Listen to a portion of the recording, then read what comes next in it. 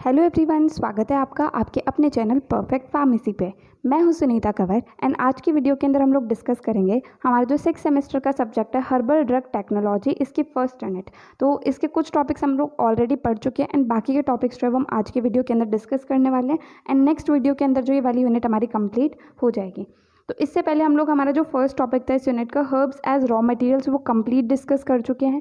आज की वीडियो के अंदर हम लोग बायोडायनामिक एग्रीकल्चर वाला टॉपिक जो है उसे डिटेल के अंदर डिस्कस करेंगे एंड नेक्स्ट वीडियो के अंदर हम लोग इंडियन सिस्टम ऑफ मेडिसिन वाला टॉपिक जो है उसे अच्छे से डिटेल के अंदर डिस्कस करेंगे। ठीक है, तो बायोडायनामिक एग्रीकल्चर के अंदर सबसे पहले हम लोग ये देखेंगे कि बायोडायनामिक एग्रीकल्चर जो है वो क्या होता है। देन गुड एग्रीकल्चर प्रैक्टिसेस जो है उनके बारे में हम लोग जानेंगे। देन ऑर्गेनिक फार्मिंग के बारे में हम लोग जानेंगे। उसके बाद में पेस्ट एंड पेस्ट मैनेजमेंट की हम लोग बात करेंगे। लास्ट में हम लोग बायो पेस्टिसाइड्स या फिर बायो इंसेक्टिसाइड जो है उसके बारे में पढ़ेंगे।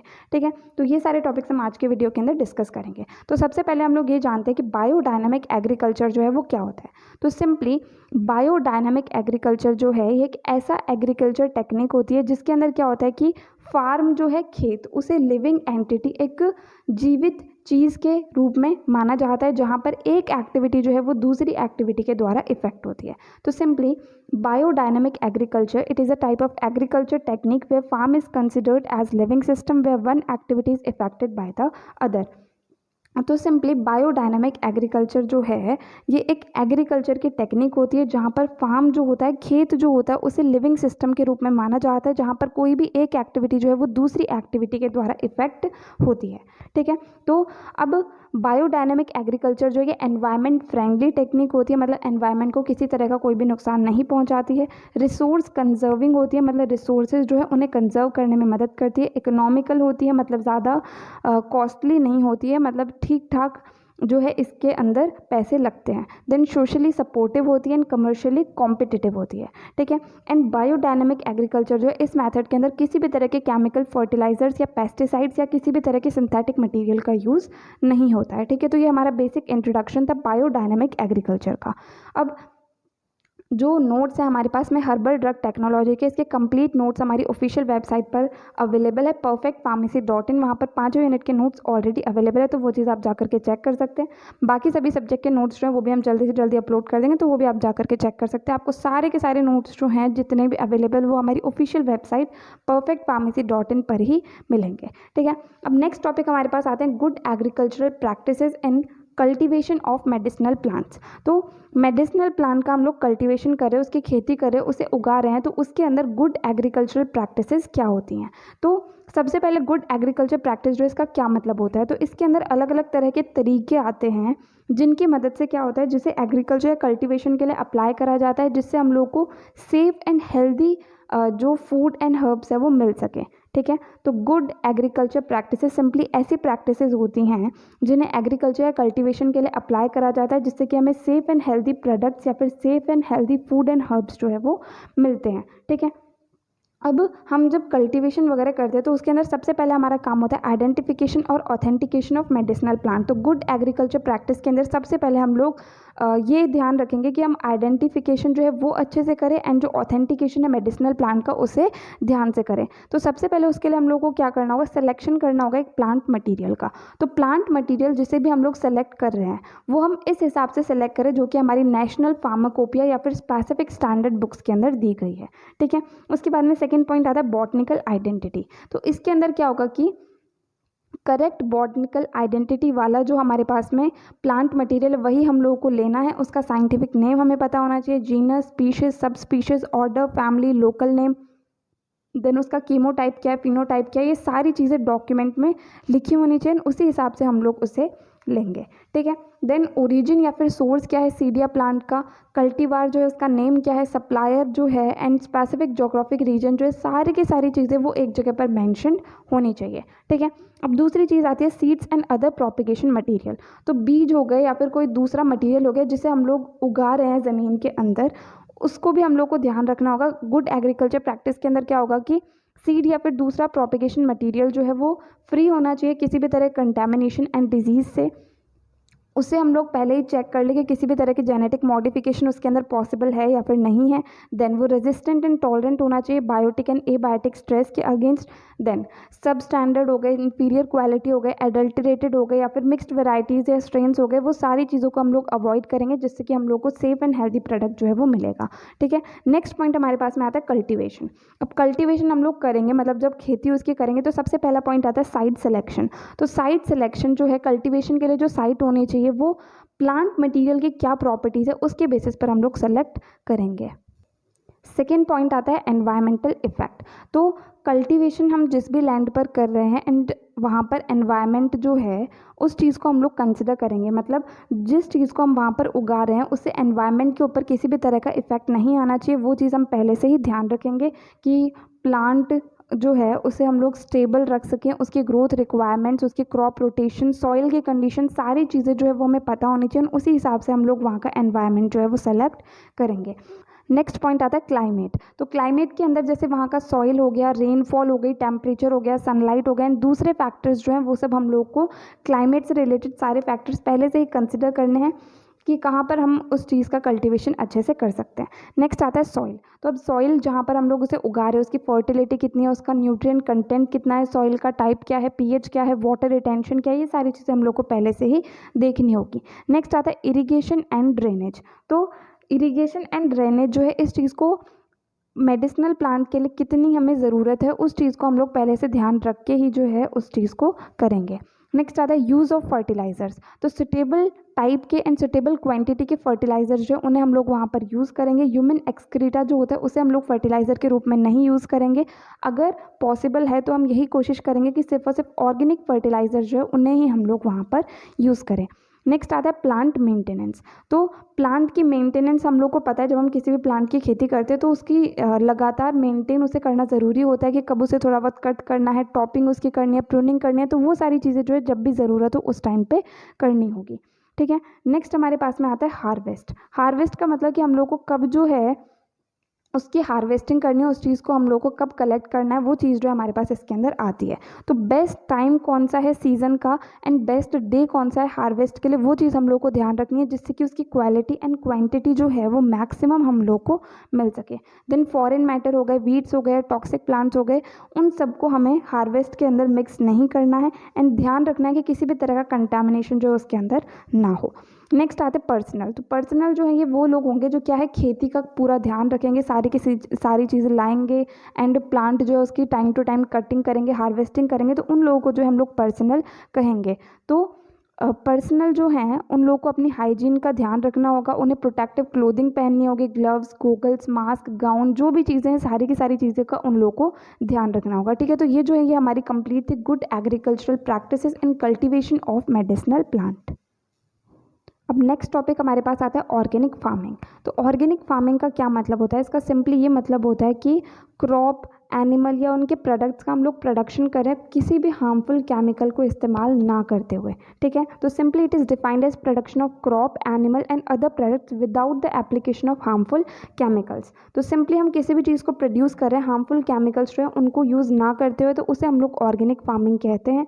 हार्मफुल केमिकल्स जैसे कि सिंथेटिक केमिकल फर्टिलाइजर्स हो गए, पेस्टिसाइड्स हो गए, जेनेटिकली मॉडिफाइड या फिर ट्रांसजेनिक स्पीशीज़ हो गई, एंटीबायोटिक्स हो गए या फिर ग्रोथ एनहांसिंग स्टेरॉइड्स हो गए, तो किसी भी तरह के हार्मफुल केमिकल्स को हम लोग नहीं यूज़ करेंगे एंड उस तरीके से हम लोग क्रॉप का प्रोडक्शन करते हैं, तो उस चीज़ को हम लोग सिंपली ऑर्गेनिक फार्मिंग जो है वो कहते हैं।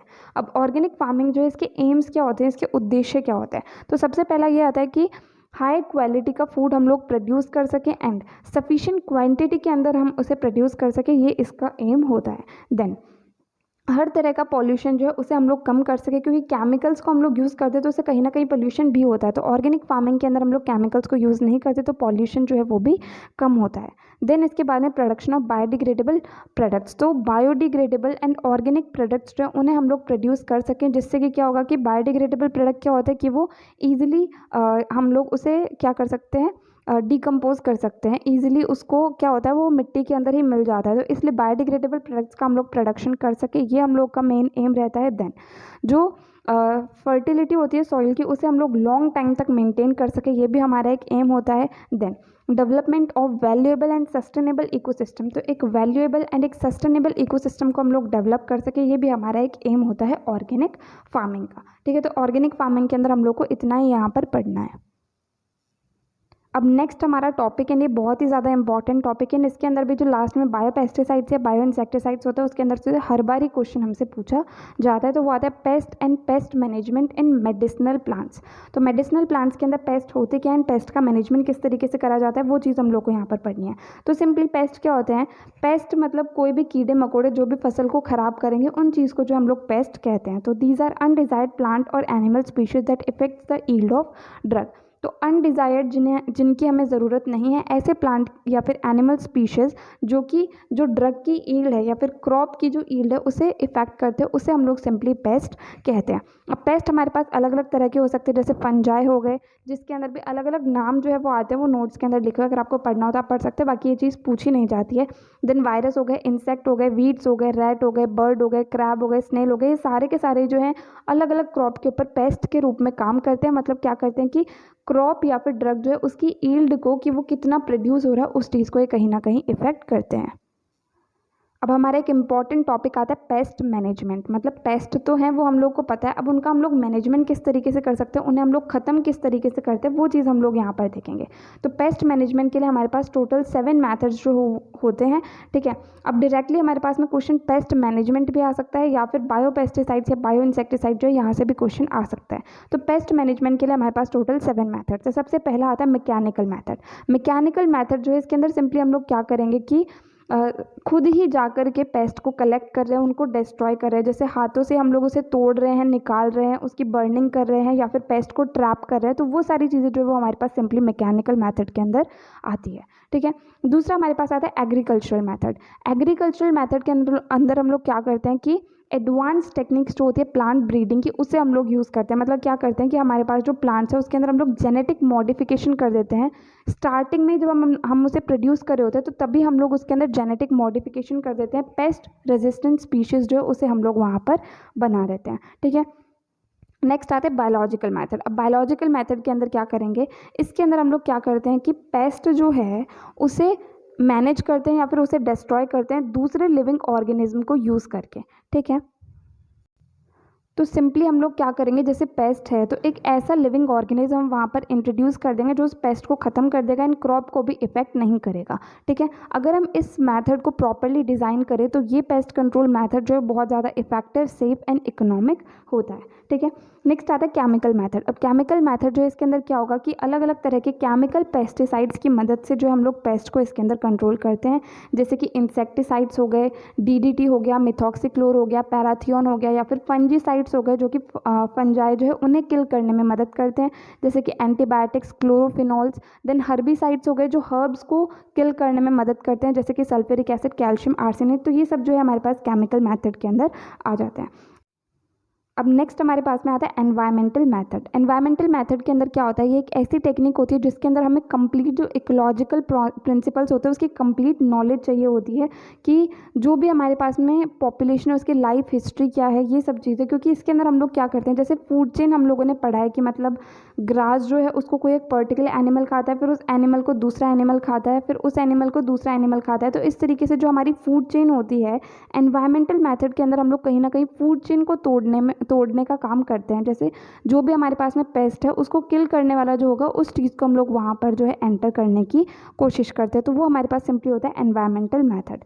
नेक्स्ट आता है नेचुरल पेस्ट कंट्रोल एजेंट। तो नेचुरली पेस्ट कंट्रोल एजेंट जो हमारे पास प्रेजेंट होता है, जैसे कि टबैको लीफ होती है, उसके अंदर क्या होता है, निकोटीन प्रेजेंट होता है जो कि एक इंसेक्टिसाइड होता है। ठीक है, देन हम बात करें पायरिथ्रम फ्लावर्स, वो भी इंसेक्टिसाइडल्स होते हैं, इंसेक्ट को किल करने में मदद करते हैं। देन डायरेस एंड लॉन्कोकार्पस जो है, इसकी जो पाउडर रूट्स होती है उसे वाटर के साथ हम लोग मिक्स करते हैं या फिर ऑर्गेनिक सॉल्वेंट के साथ में प्लांट्स के ऊपर हम लोग स्प्रे करते हैं, तो उससे भी इंसेक्टिसाइडल इफेक्ट जो है हमारे पास में आते हैं। ठीक है। नाउ लास्ट आता है बायो पेस्टिसाइड्स और बायो इंसेक्टिसाइड्स। इसका अलग ही टॉपिक है, इसके अलग ही क्वेश्चन जो है वो हमारे पास में बनते हैं। तो सबसे पहले बायो पेस्टिसाइड या बायो इंसेक्टिसाइड होते क्या हैं? ये नेचुरली अकरिंग सब्सटेंसेस होते हैं लिविंग ऑर्गेनिज्म के, जो कंट्रोल करते हैं पेस्ट को नॉन टॉक्सिक मैकेनिज्म के द्वारा। तो सिंपली बायो पेस्टिसाइड्स और bio insecticides are naturally occurring substances of living organisms that control pest by non toxic mechanism. तो ये हमें लिविंग ऑर्गेनिज्म से मिलते हैं, पेस्ट को कंट्रोल करते हैं नॉन टॉक्सिक मैकेनिज्म के द्वारा। ठीक है। अब जो हमारे पास में बायो पेस्टिसाइड्स होते हैं ये भी 4 तरह के होते हैं। एक तो आगे माइक्रोबियल पेस्टिसाइड्स, दूसरे आगे बायोकेमिकल या फिर हर्बल पेस्टिसाइड्स, तीसरे आगे प्लांट इनकॉर्पोरेटेड प्रोटेक्टेंट्स एंड फोर्थ आगे सेमियो केमिकल्स। तो अब माइक्रोबियल पेस्टिसाइड्स क्या होंगे? इसके अंदर क्या होते हैं? माइक्रोब्स जो हैं वो ही एक्टिव इंग्रेडिएंट के रूप में प्रेजेंट होते हैं, जो क्या करते हैं प्लांट पैथोजन जो है उसे कंट्रोल करने में मदद करते हैं, या फिर इंसेक्ट हो गए या फिर वीड्स हो गए उन्हें कंट्रोल करने में मदद होते हैं। जैसे बैसिलस थ्रोइनजेनेसिस जो हमारे पास होता है BT, ये मोस्ट कॉमनली हम इसे यूज़ करते हैं बायो पेस्टिसाइड डेवलपमेंट के अंदर। ठीक है। बैसिलस थ्रोइनजेनेसिस जो कि हमारे पास में एक बैक्टीरिया है, उसे हम लोग पेस्ट मैनेजमेंट के अंदर यूज़ करते हैं। नेक्स्ट आता है बायोकेमिकल या फिर हर्बल पेस्टिसाइड्स। तो ये क्या होते हैं? नेचुरली अकरिंग होते हैं एंड इनके अंदर क्या होता है? ये कंट्रोल करते हैं पेस्ट को नॉन टॉक्सिक मैकेनिज्म के द्वारा। अब इसके अंदर बायोकेमिकल या फिर हर्बल चीज़ें यूज़ होती है, जैसे कि प्लांट से जो हमें सेकेंडरी मेटाबोलाइट्स मिलते हैं वो भी कहीं ना कहीं कुछ पेस्ट को किल करने में मदद करते हैं, तो वो जो है वो इसके अंदर आते हैं। नेक्स्ट आते हैं प्लांट इनकॉर्पोरेटेड प्रोटेक्टेंट्स। तो ये क्या होते हैं? जेनेटिकली मॉडिफाइड क्रॉप्स होती हैं, ये बायोपेस्टिसाइडल सब्सटेंसेस को प्रोड्यूस करते हैं प्लांट्स के द्वारा, जो क्या करते हैं जैसे कि BT कॉटन हमारे पास हो गया। ठीक है। इसके अंदर क्या होता है कि ये जेनेटिकली मॉडिफाइड क्रॉप होती है, जिसके अंदर हम लोग क्या करते हैं कि कुछ ना कुछ बायोलॉजिकल चीज़ को यूज़ करके पेस्टिसाइड को किल करने में हमें मदद करते हैं। नेक्स्ट आता है सेमियो केमिकल्स। तो सेमियो केमिकल्स क्या होते हैं? केमिकल सिग्नल्स होते हैं जो किसी भी ऑर्गेनिज्म के द्वारा प्रोड्यूस होते हैं, जिससे क्या होता है बिहेवियरल चेंजेस आते हैं इंडिविजुअल्स के अंदर। जैसे सेमियो केमिकल्स के अंदर क्या हो गए? ऐसे केमिकल सिग्नल्स हो गए जो किसी भी ऑर्गेनिज्म के द्वारा प्रोड्यूस हो रहे हैं, वो कहीं ना कहीं पेस्ट को किल करने में मदद कर रहे हैं। अब बायो पेस्टिसाइड्स जो होते हैं इनके मैकेनिज्म ऑफ एक्शन क्या होता है? तो सबसे पहला हमारे पास आता है एंटीबायोसिस। एंटीबायोसिस के अंदर क्या होता है? जैसे कि एंटीबायोटिक्स हो गई, वो क्या कर रही हैं कि माइक्रो ऑर्गेनिजम्स को किल करने में मदद कर रही है। तो उसी तरीके से जो है एंटीबायोसिस जो है ये वाला फिनोमिना काम करता है, जिसके अंदर क्या हो रहा है कि माइक्रो ऑर्गेनिज्म के द्वारा कोई सब्सटेंस जो है वो प्रोड्यूस हो रहा है, उसकी मदद से क्या हो रहा है कि पेस्ट जो है वो किल हो रहे हैं। ठीक है। दूसरा आता है कॉम्पिटिशन। तो कॉम्पिटिशन जैसे हम लोग जान रहे हैं, तो इसके अंदर हम लोग क्या करते हैं कि एक स्पीशीज़ को वहाँ पर इंट्रोड्यूस कर देंगे जो दूसरी स्पीशीज़ के साथ कॉम्पीट करके जो हमारे पास में पेस्ट होंगे उन्हें वो किल कर देगी। ठीक है। हाइपर पैरासिटिज्म के अंदर क्या होता है कि वो पैरासाइट की तरह जो है पेस्ट के ऊपर रहेगी एंड देन पेस्ट को किल कर देगी। तो नेक्स्ट आता है सिनर्जिज्म। सिनर्जिज्म के अंदर क्या होता है कि कुछ बायो एजेंट्स जो हैं वो एक्शंस को कंबाइन करते हैं hydrolytic enzymes and antibiotic secondary metabolites. तो सिनर्जिज्म के अंदर क्या होगा कि हाइड्रोलाइटिक एंजाइम्स एंड जो एंटीबायोटिक सेकेंडरी मेटाबोलाइट्स होते हैं वो दोनों मिलकर के काम करते हैं, पेस्ट को किल करने में मदद करते हैं। ठीक है। नेक्स्ट हमारे पास में आती है एप्लीकेशंस क्या आएंगी बायो पेस्टिसाइड्स की। तो बायो पेस्टिसाइड की एप्लीकेशन के अंदर सबसे पहला हमारे पास आता है सीड ट्रीटमेंट। तो सीड ट्रीटमेंट का क्या मतलब होता है कि बायो पेस्टिसाइड्स जो है उनका जो एप्लीकेशन रहता है सीड्स के अंदर, उसी चीज़ को हम लोग सीड ट्रीटमेंट कहते हैं। सेकेंड आता है फोलियर एप्लीकेशन। तो इसके अंदर क्या होगा कि बायो पेस्टिसाइड्स का जो एप्लीकेशन रहता है लीव्स के सरफेस के ऊपर स्प्रे के रूप में हम लोग इन्हें यूज़ करते हैं। तो सीड ट्रीटमेंट के अंदर क्या होगा कि बायो पेस्टिसाइड्स जो है वो सीड में से पेस्ट को रिमूव करेंगे। फोलियर एप्लीकेशन के अंदर क्या होगा कि बायो पेस्टिसाइड्स जो है वो लीव का जो सरफेस होगा उसके ऊपर स्प्रे के रूप में इनको हम लोग स्प्रे करके यहाँ पर क्या होगा कि पेस्ट वहाँ से रिमूव हो जाएंगे। देन सीडलिंग डिपिंग जो है, इसके अंदर क्या होगा जो सीडलिंग्स होंगे उन्हें बायो पेस्टिसाइड के अंदर डिप कर दिया जाता है एंड उसकी मदद से क्या होगा कि वहाँ से सारे के सारे पेस्ट जो है वो रिमूव हो जाते हैं। ठीक है। नेक्स्ट हमारे पास में आता है कि एडवांटेजेस जो है वो क्या होंगे बायो पेस्टिसाइड्स या फिर बायो इंसेक्टिसाइड्स के। तो सबसे पहला ये है कि ये जो है लेस हार्मफुल होते हैं या फिर ये कहें कि लेस टॉक्सिक होते हैं, क्योंकि ये क्या है हमारे पास में ऑर्गेनिक चीज़ों के बने हैं, मतलब नेचुरल चीज़ों के बने हैं, तो इस वजह से कम हार्मफुल होते हैं। देन ये कम एनवायरमेंटल पोल्यूशन कॉज करते हैं, ना के बराबर कॉज करते हैं, लेकिन फिर भी अगर हम बात करें सिंथेटिक चीज़ों की तो उससे तो कम पोल्यूशन के कॉज करते हैं। देन इन्हें डिज़ाइन करा जाता है स्पेसिफिक पेस्ट के लिए, किसी पर्टिकुलर पेस्ट के लिए इसे डिज़ाइन करा जाता है। देन इनके डेवलपमेंट की कॉस्ट जो होती है वो भी कम होती है। अब इसके डिसएडवांटेजेस क्या होंगे? सबसे पहला तो ये है, क्योंकि क्या होता है कि बायो इंसेक्टिसाइड्स या बायो पेस्टिसाइड्स जो है ये होस्ट स्पेसिफिक होते हैं, तो सबसे पहले हमें आइडेंटिफाई करना है कि एग्जैक्ट टारगेट पेस्ट जो है वो इसका क्या है। देन स्लो एक्शन इसका होता है, उसकी वजह से क्या है कि अचानक से जहाँ पर बहुत ज़्यादा पेस्ट आ गए, पेस्ट आउटब्रेक हो गया, तो वहाँ पर हम लोग इसे यूज़ नहीं कर सकते, क्योंकि इसका स्लो एक्शन जो है वो स्लो स्पीड ऑफ एक्शन इसकी होती है। ठीक है, तो यहाँ पर हम लोग का जो सेकंड पार्ट है फर्स्ट यूनिट का वो कंप्लीट होता है। लास्ट एक इंडियन सिस्टम ऑफ मेडिसिन बचा है, तो वो हम लोग नेक्स्ट वीडियो के अंदर डिस्कस करेंगे। ठीक है, बाकी नोट्स हमारे पास ऑफिशियल वेबसाइट के ऊपर ऑलरेडी अपलोडेड है, तो वो चीज़ आप वहाँ जा करके चेक कर सकते हैं। तो अगर आपको इस वीडियो के अंदर कहीं भी कोई भी डाउट है तो आप कमेंट सेक्शन में पूछ सकते हैं। एंड अगर आपको वीडियो हेल्पफुल लगे तो प्लीज़ आप इस वीडियो को लाइक करना, अपने फ्रेंड्स के साथ भी शेयर करना और चैनल को सब्सक्राइब करना। थैंक यू सो मच इस वीडियो को एंड तक देखने के लिए एंड चैनल को सपोर्ट करने के लिए।